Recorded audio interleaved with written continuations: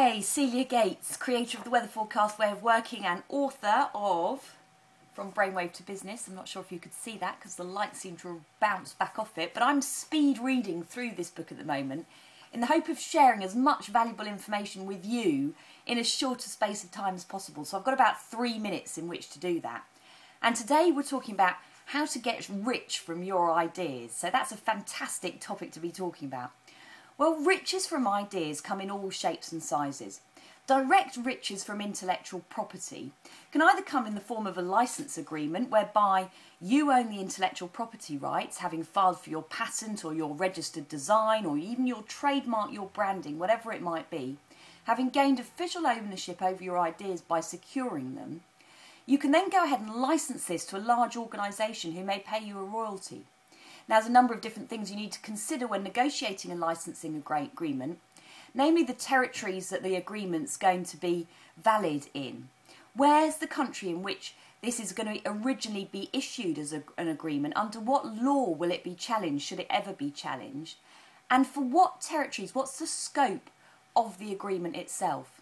Now, when you sit down with any organisation, they're bound to say to you, oh, I want it to be worldwide.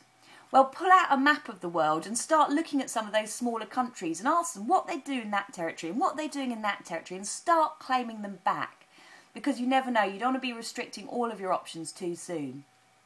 So you then want to understand if there's any commitment to the royalty.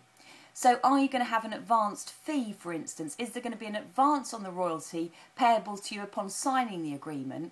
Or are they going to commit to any kind of minimum quantities to make sure that they're not just going to license your idea and then sit on your patent doing nothing with it, actually preventing you from generating any kind of income from it because you annihilate your ability to take the next option, which would be to commercialise your ideas yourself, to go to market with them, to manufacture them, to put them into production and to see them on the shop shelves. Well, then at that point you'd be getting a direct profit margin from your ideas.